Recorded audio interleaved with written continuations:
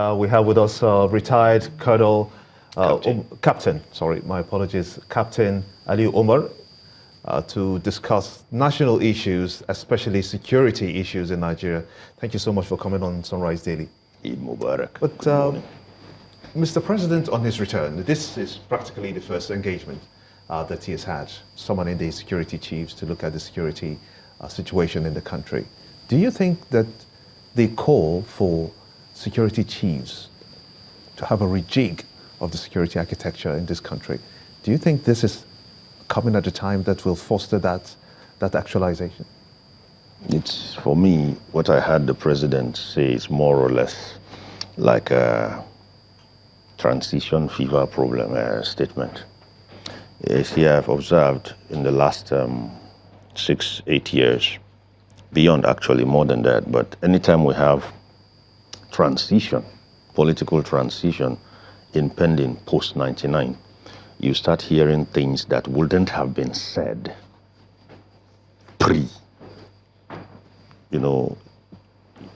how do I put it, wouldn't have been said earlier than now. Open their game. It's not a game. That place is serious business. And any service chief who doesn't know and thinks it's a game should be done away with. That place is a battleground. It's not a game. Okay? So I don't know where the game thing came from. It's not a game. It's serious business. And when you look at the country generally, I can tell you that the one thing we all have in common, including the three of us here, is no more Nigeria. Nigeria is not really anything we all have in common anymore. Something has taken precedence over that, and it's fear. The one thing 170 million Nigerians have in common on my database right now is fear, insecurity. Pick any state right now, and I'll tell you off my fingerprints, off my fingertips, what the fears are. And they are trending. They are not past. They're not future. They are trending. So we just sit like sitting ducks. We don't know what's going to happen, when, where next, or who. It could be anyone. But someone will tend to disagree with you because the government, as a matter of fact, in the case of Zamfara State, deployed military personnel there, deployed Air Force support also there to try to get out the marauders, and that has largely succeeded. Yeah, that has largely succeeded, but let me promise you that the dead still remain dead.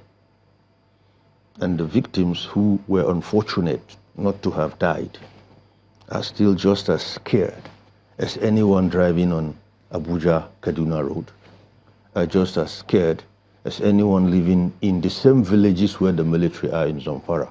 And the reason is simple. We have seen scenarios where the military is so close by you can smell their armpits, and 200 people are plundered, and they are waiting for authorization from the commander-in-chief to swing into action. This same commander-in-chief needed no authorization to swing into action when the Cameroonians came into our territory sometime in the 80s. He had to actually even be heeded, or he had to actually heed the president's callback somewhere along 30 kilometers to Yaoundé. So I tell you, the one thing, whether we admit it or not, that we all have in common right now is fair. Captain Umar, what you're saying right now, are you implying that the apparatus we have has failed? I'm not implying, I'm saying so. Why?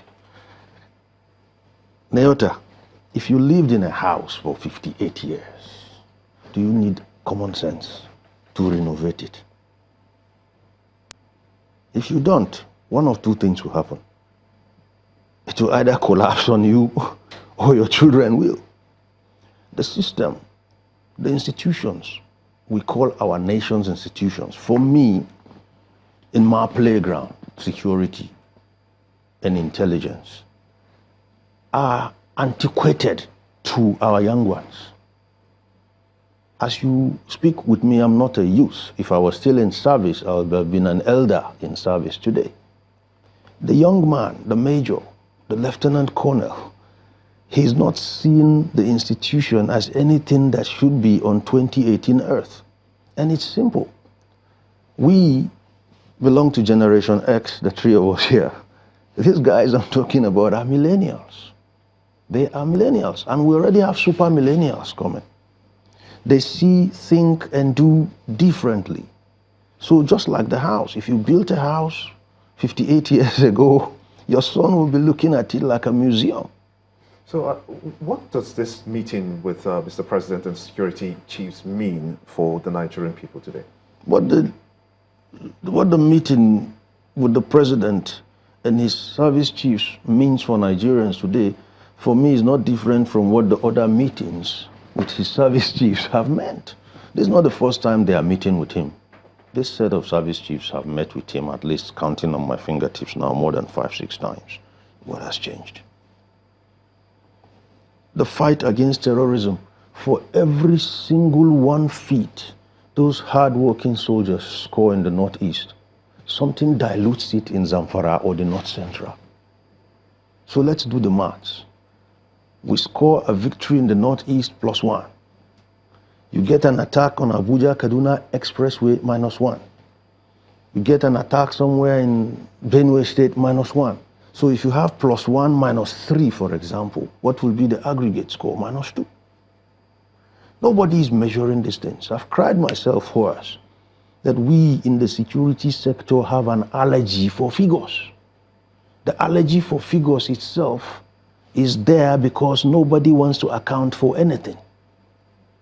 If not, if you compute the figures and did a very thorough security estimate brief for Mr. President, he'll probably be changing his service chiefs right now. The figures are clear, they don't lie. The good thing, I'm in love with figures, even though I'm not too, how do I say now?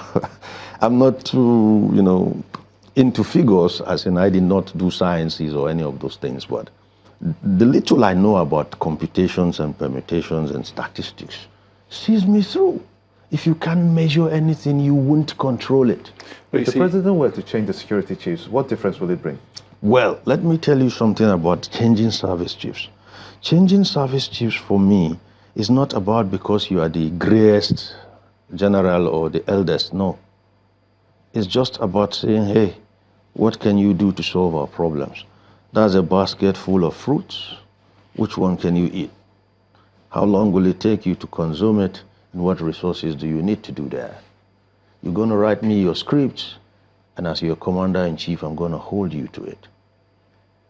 Okay, so that means I can measure your performance, I can cut my losses if I have to, and not just sit and wait it out until you die or reach retirement before I can change anything.